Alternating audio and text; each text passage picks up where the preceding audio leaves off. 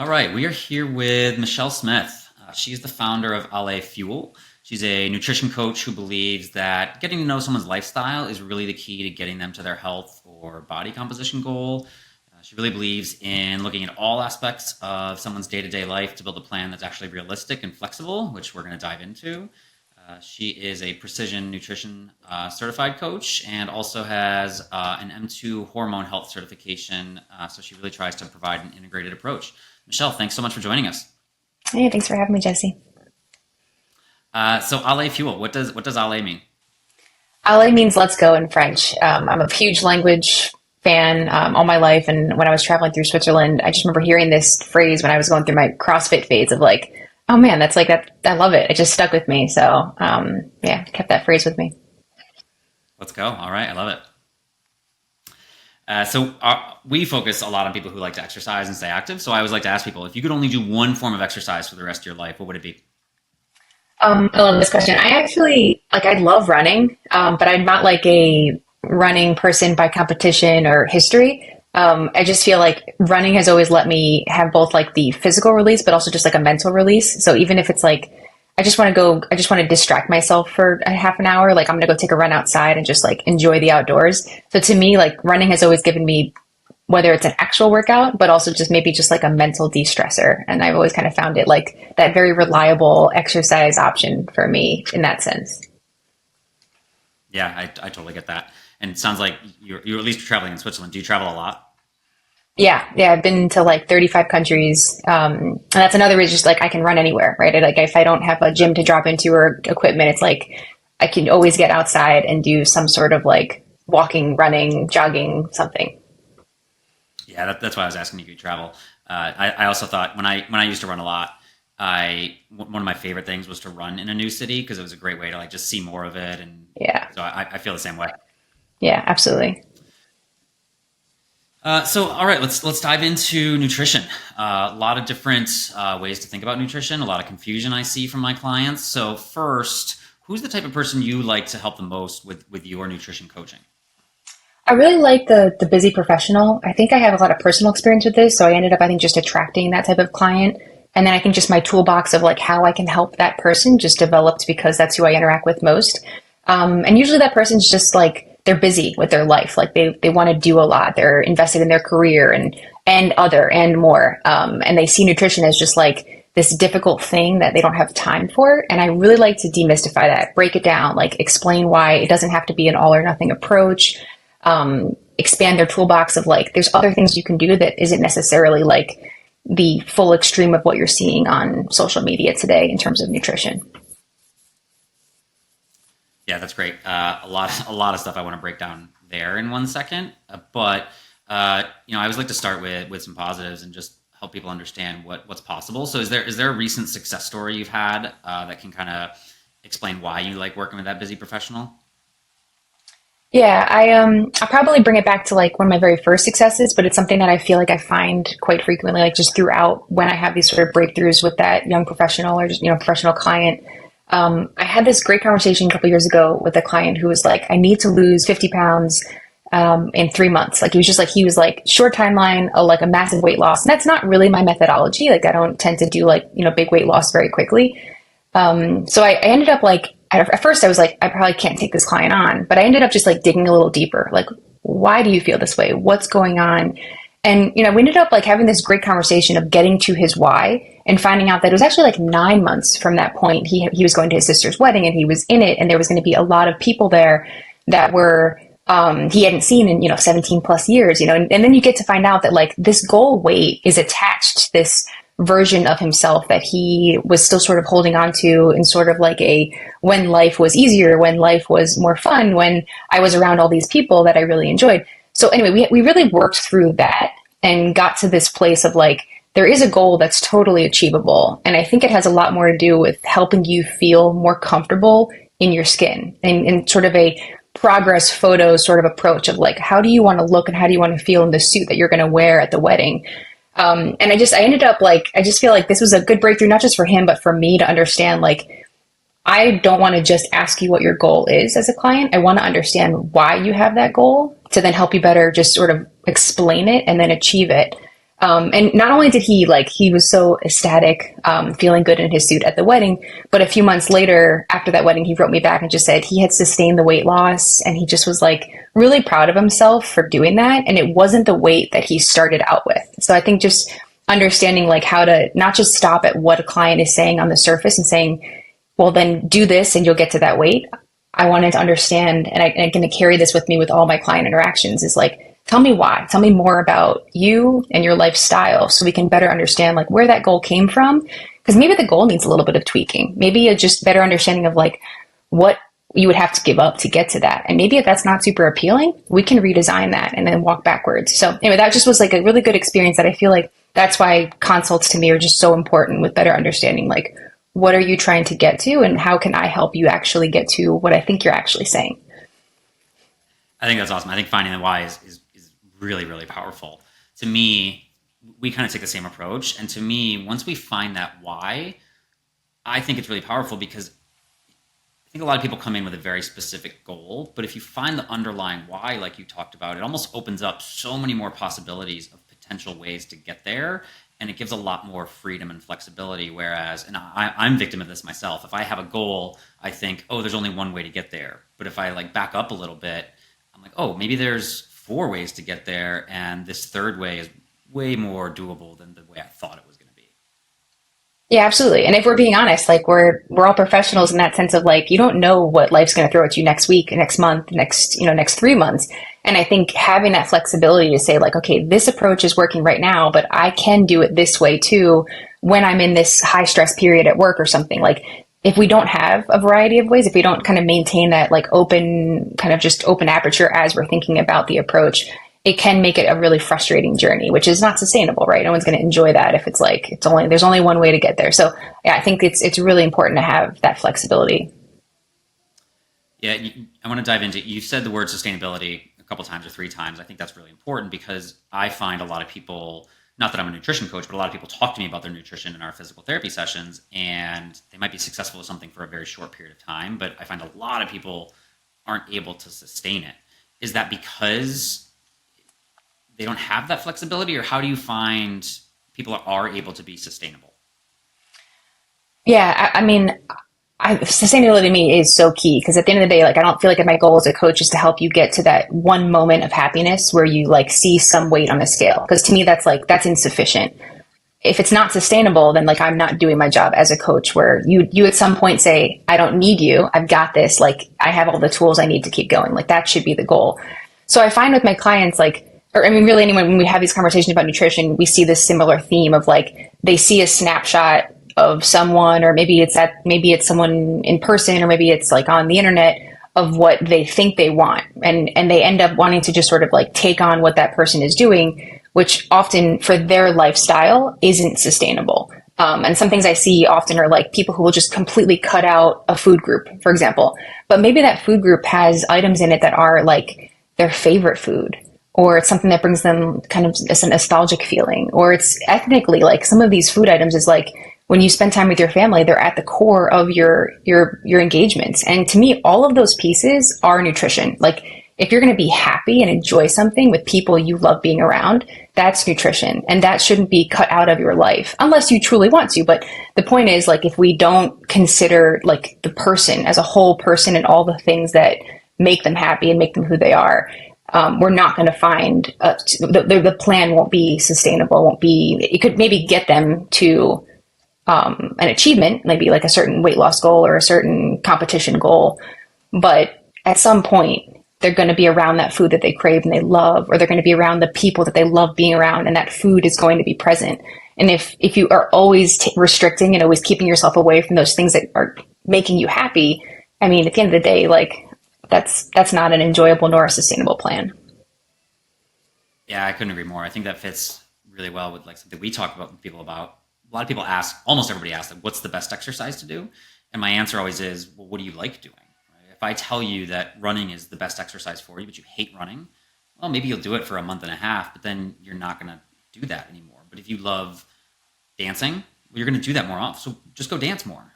So it sounds like your approach. You really try to get to know what does someone enjoy, what's their lifestyle, and then you build a nutrition plan around that versus kind of an all or like all size fits one nutrition plan. Is that kind of how you work?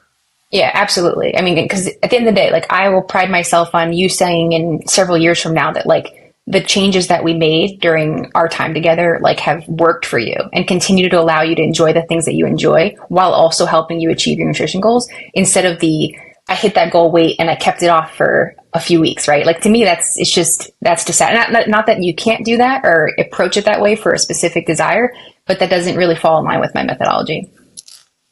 That's great. I have a feeling your clients find a lot more success with that just because, again, if it fits the lifestyle, people are just so much more likely to stick with it. Yeah, absolutely.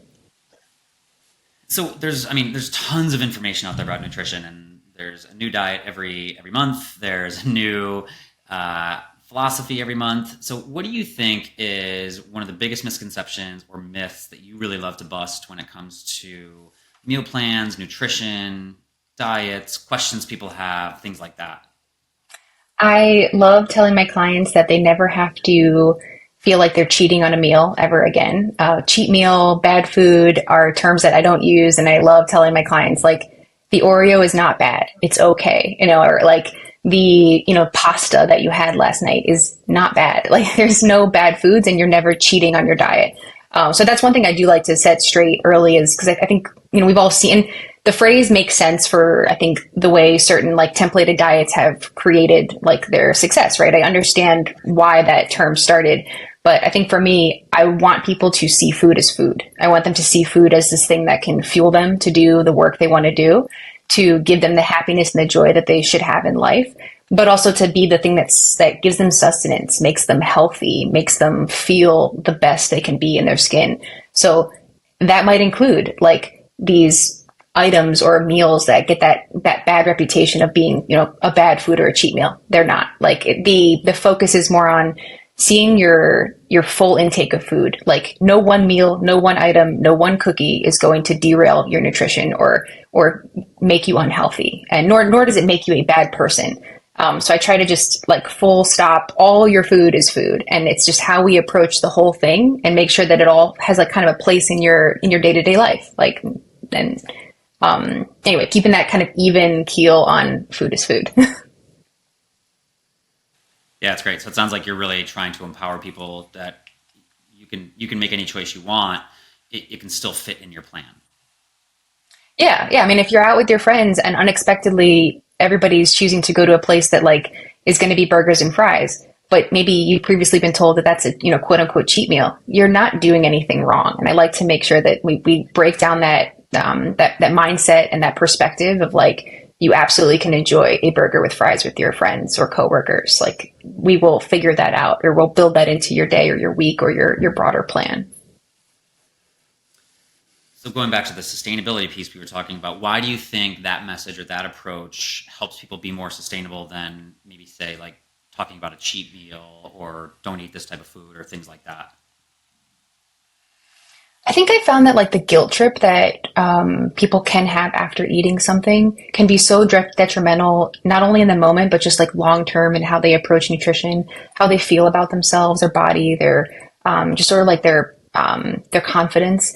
That I feel like it doesn't help the person, it doesn't help them in the moment, nor does it help them long term. So I think just in terms of sustainability, like how you feel, how you relate, and I think the term I use a lot is just like your relationship with food is important. How you feel about your choices, your capacity to make that choice of having fill in the blank item or drink or something, and like not feeling this massive guilt and that makes you like basically feel like a bad person for that choice.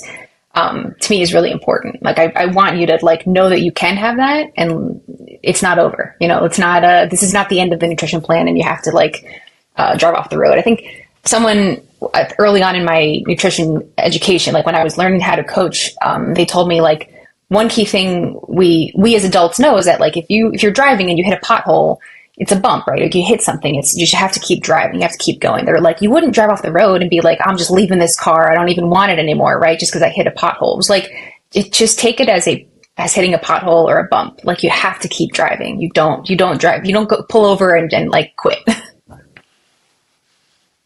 Yeah, that's great. I think because that's true, right? We're all gonna fall off track no matter what goal we're reaching towards. So it's a matter of how far off track, but more so like how quickly we can just get back on track and just look in the rearview mirror and be like, oh, that was weird. Yeah, done. Life, like I'm moving forward. Exactly. So it almost sounds.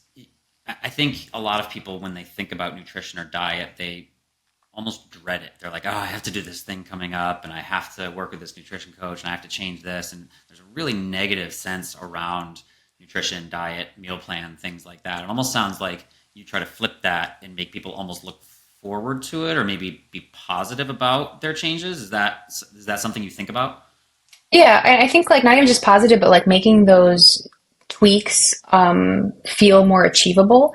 I think something we've all probably been there, and I hear this a lot, is like looking for massive change quickly because you're just feeling that overwhelmed message of like I have to do all these things in order to get to this picture that I have in my mind. And if like, especially I mean the professionals that I deal with, like life is not going to allow for that, and it's going to feel like you're constantly in a battle between like professional goals and personal goals, or like a health goal and like a social goal. And I think when those two things, or those, four things are constantly butting heads, it'll make it feel like you're always against yourself. So I think if like, and that doesn't mean the goal can't be big. The goal can be as big as you dream it to be, or, whatever you desire. It's just keeping that realistic timeline in place. Like maybe it just needs to be a longer picture. And maybe the habits and the things that we would be working on for like week 1 through 4, or maybe a certain season that we're going through because of what you've got going on in your personal professional life just needs to be a little bit, I'm going to say smaller, but it's just more achievable. Like maybe we're focusing on sleep instead of like, a certain amount of vegetables and fruits every day because you're not in your normal environment or something. So just kind of being flexible, but also like, leaning on a coach, like, hey, this is what's coming up in a few weeks. I'm traveling and I'm going to be doing this, that, or the other thing. Like we're going to talk about it. We're going to troubleshoot it. We're going to adjust the plan to make sure that you are always able to work on something. It's just a matter of like, does it fit the sort of season that you're in, or the environment that you're going to be going through? Yeah, I think coaching is so powerful. I mean, myself, I know enough about nutrition being in the health field that I don't really need the knowledge, but having that accountability partner or just that outside perspective, because I'm too in it to really be able to take a holistic view. So I just think coaching is so powerful. And I find people all the time tell me, oh, I know what to do. And to me, coaching is not necessarily always telling people what to do. It's having a partner along the way to just give you that outside feedback, give you support, and just have that mirror of what are some blind spots. Yeah, 100%. I mean, and just about anything that you want to be successful at in life, right? Like you would go to somebody who is doing it differently or doing something a certain way with success and ask them for their like feedback and thoughts, right? It's just in this case, it's like a more direct coaching relationship of like, hey, you know what I'm seeking, like what my strengths and weaknesses are. And as a coach, like I need your support in figuring out how to navigate that. And to me, yeah, I think those are some of the like most fruitful relationships that you can have. Yeah, I mean, my example always is, LeBron James, best NBA player, first or second best NBA player, depending on how much you want to argue about it. He still has a coach. He doesn't need to learn more, but if he still has a coach, he realizes how helpful that is. And I just think people just assume that they know what to do, and that's all there is to it. Yeah, absolutely. So we talked about a health trend. Maybe we should talk less about. What's something that you think we should be talking about more when it comes to nutrition? I'm gonna probably harp on sleep a little bit when it's something I wish would just get even. I think actually lately, I think it's getting a little more attention. It's just like this real big key to unlocking progress in a nutrition goal. But I think sleep just continues to be like this underappreciated element when it comes to nutrition. We all want to be doing more. We want to do like, more workout, like more supplements, more of this, more of that, all like, what can I be doing more of to get to my goal? And I think especially maybe for professionals, because I see this a lot, is that doing more is going to take away from sometimes your already low amount of hours of sleep. And especially when it's like let's say a weight loss goal or like a muscle building goal, your body needs that recovery time. So much so that I've had conversations with my clients about like, if you're in that 5 or 6 hour range of sleep, sometimes less, like maybe less time in the gym is worth kind of sacrificing for a period of time until we can get a little more sleep and get out of this really difficult or a challenging period that you're in. Because again, everything sometimes is just a season of life. Like we all sort of ebb and flow. There's nothing wrong with that. But sometimes that means subtracting from your life, like taking something out or decreasing it in order to get a little more of something else that you like really, your body really, really needs. So sleep to me is one of those ones that I think is sometimes is the thing that gets cut when really it's the thing that we really need. I couldn't agree with that more. We talk about sleep all the time with our clients because there's so much research that shows people who are in sleep deficit are way more likely to get injured. It's harder to recover. But what we find is people, like you said, they always want to do more, right? They want to go to a physical therapist. They want to go to a chiropractor. They're going to go to the doctor. They're going to go to their massage therapist. But like you said, they're sleeping 6 hours a night. If you took that hour that you're going to physical therapy, massage, and slept, you probably would get more benefits because you're just trying to cram too much in and you're actually taking away from the thing that probably will make the most impact. So I couldn't agree with that more. Yeah, and sometimes if we're down in that 5, 6 hour range, I encourage my clients like don't look at the ideal of like some 8+ hours. Like I of course we'd love that, but maybe it's just 20 to 30 more minutes a night. So just let's just start with that. So that's just something I like to just again make it feel a little bit more achievable during what might just be like a really tough season. Because I think that 30 minutes will do so much goodness over zero, right? Or trying to be frustrated by not being able to get that like full night's sleep. Yeah, I again couldn't agree more. I tell that to people all the time. Everybody always tells me I can't get to 8. So great, get 15 minutes more, right? That's 15 minutes more than you're getting right now. Just start there, and I think that's just an awesome message because it doesn't have to be all or nothing. That's probably true for almost everything we're talking about and a lot of things in life, but especially when it comes to sleep, great. It's not perfect, but can you get 15, 20 minutes more and start there? Yeah, agreed.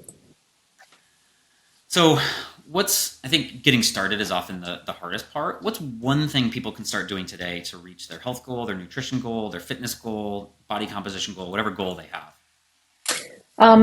Sort of pulled this thing from, like, I'm sure we've all heard, like, when it's like when we wake up in the morning, like, make your bed, like something about like good habit forming approach. And I'm a big habit fan. And that's a lot of just the methodology of my coaching. So something I love telling anybody I meet is like, when you first wake up in the morning, your body's really dehydrated. Like you've been sleeping for a long time. Like your organs, everything are just like, they're thirsty, they're hungry.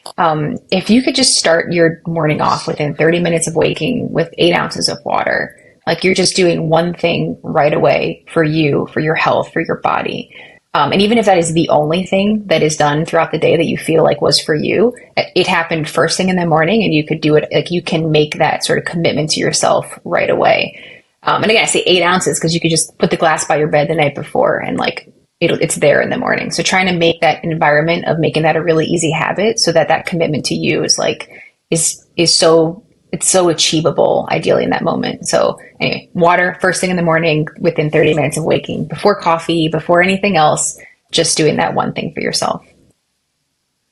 I love it. Super achievable. No reason not to do it. And like you said, just starts to build habits and then you can do one more thing after that. So love that. One thing I've read research, so I'm curious. We haven't talked about this, so I'm curious. I've read research that just by tracking your food for 3 days, you automatically make different choices. You don't even have to say, I'm going to make different choices. Just by writing everything down, people start to make different choices. So how do you feel about tracking meals, things like that? I'm a huge fan of tracking, and for that reason specifically, where it doesn't necessarily only need to be for the elite athlete who really needs to be dialed in on their calories and their macros. It's really just educational. So doing it for 3 to 5 days, and I definitely always encourage my clients to do it for like a couple of days during the week and then do it an entire weekend. So you can sort of see what choices that you're making throughout the day. And I think when you actually write it down or log it in an app, for example, like it can really be eye-opening of like, wow, I didn't realize that item had that much fat in it. Or I didn't realize that like, I don't know, 80% of my foods were coming from packaged foods or taken out or something like that. And I think, and again, not that any of that is like bad in itself. It's just that it's like, it gives you a starting point. Okay, now what's one thing I can think about or change or adjust or I think another one I noticed is like, if you do several days in a row, you can see if like, are you low calorie one day and then really high the next? Because that is in itself a trend that's fixable, but is like for sure impacting your blood sugar and your hormones and your energy levels and your sleep cycle. So like knowing that there is a chain reaction for that. So being able to see it and know it's happening is like step one to maybe doing something about it. But yeah, using just some sort of counting, like manually writing it down or an app is a great tool to at least just like see for yourself very directly what does your current intake look like, and like how do you feel if you don't feel if you're hungry all the time, like this is a great way to immediately find out like maybe you literally aren't eating enough. So and that's just again it's like just very educational. Yeah, I think that awareness is really powerful because I talk about enough calories and protein intake a lot because when people are just had this conversation earlier this week, somebody who's trying to recover from surgery, we're trying to build muscle, but he's also trying to lose weight at the same time. So he's having one meal per day.